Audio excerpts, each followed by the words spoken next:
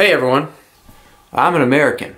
Today this American's going to talk a little bit about my handguns, some cool modifications of, and what I think you can do to avoid ruining a handgun, destroying it by over modification.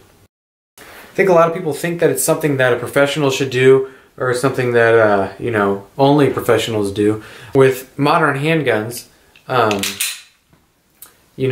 even to the extent of exchanging internals out, this is very simple. There's only a few pins on here that you'd have to remove in order to take things out. I've done a lot of work on these, and I recommend you kind of at least think about and research doing a lot of things on your own before you just kind of give up and assume that only trained professionals take out a freaking soldering iron and poke your gun. It's not exactly brain surgery or rocket science. In order to do the video, I'm going to do one of the hand techniques where I point the camera at a background of sorts and lay some things in front of you, and we're going to go at it that way. So, stay tuned.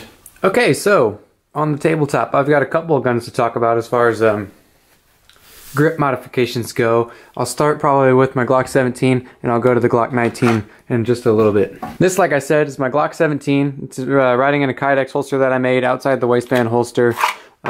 This is my bigger guns. I don't really carry it that often. Straight to the grip. On this particular gun, I've done nothing really to modify the grip in case I want to sell it at some point. I did put an extended magazine release on it, and I have a little bit of grip tape just on the very bottom here. I found that my pinky catches on that and won't slide down the gun, and then these two fingers, along with the existing grip in there, really push off that pinky into the gun, and it stays really nice and stable. I did retexture the magazine. I do that with most of my magazines, just in case I want to rip it out of there. So something simple like that you can start with, and I recommend you start with. Now to the Glock 19. This is the Glock 19. This is the gun I carry every day and have kind of designed slowly but surely to kind of suit my needs and to fit my hand as best as I can through grip modification. Since I do carry it every day, I'll go ahead and unload it and check it out. I started with removing the finger grooves, which you can see on the Glock 17. There's the finger grooves that originally existed. I took those off and then retextured the front strap, just the front strap of the gun, so there's nothing back here or on the sides. The second thing I did to this gun was retexture the magazine release. The third thing I did was relieved around the magazine release. I just took a Dremel tool and used the roundness of it to relieve around here, not going too deep. Just enough to where your finger, the soft part of your finger, can swell around it before the dense part of your finger hits it and then activates it. I really like that little touch. And then the final thing I've done to this one is a slight trigger guard reduction.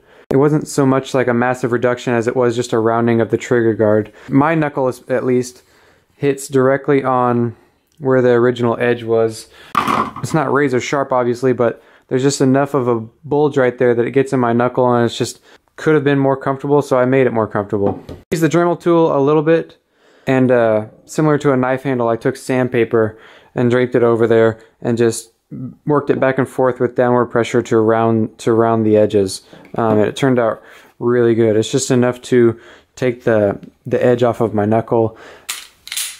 Kind of look into it, do as much research as you can before you start to modify a handgun. A new lower receiver is like $210, I think, if you really destroy it. So you're not completely just wounding yourself financially if you do go too far, but it's still a chunk. I see a lot of guys getting into their Glock handguns or other polymer handguns, Smith & Wesson, XTs. You can do it with any of them, I think. I don't really... When you're retexturing, I see a lot of people getting into it and just really just gouging their polymer handguns, and I don't recommend that. I've heard that you can change the properties with heat, and also you're thinning the polymer as you do that, so the deeper you go, the more negative effect you're going to have on the handgun potentially. Try different techniques. I recommend getting AR-15 hand grips, or if you have some lying around, or some other polymer things here and there. Get your soldering iron hot and start playing with different patterns and techniques and really figuring it out before you dive into your Glock handgun or your other handgun. That way you're not just destroying a new gun. Some tools you'll need. I like to have a Dremel tool. You can do it with hand files and other things like that. You're going to need a soldering iron or a wood burning kit, something with a hot tip on it in order to melt the polymer, because that's the process, melting the polymer and relocating it essentially.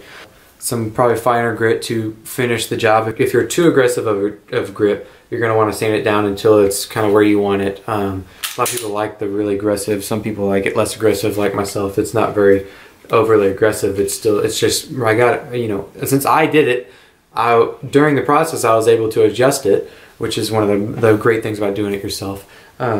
Recommend a good light source because it's going to be strenuous on your eyes after staring at this for a long time. It's not a fast process, and I recommend just a maybe ventilated area, because as you melt the polymer, some of it is burning off, I think, that builds up on your tip, and so you're going to be inhaling, at least to some extent, some polymer, which is never recommended by anyone in medical field, I'm sure.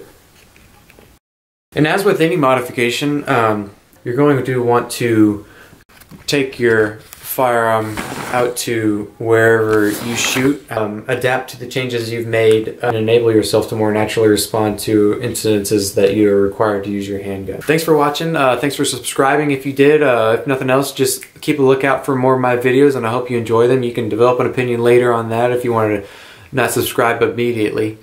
I'm an American, and I appreciate you watching.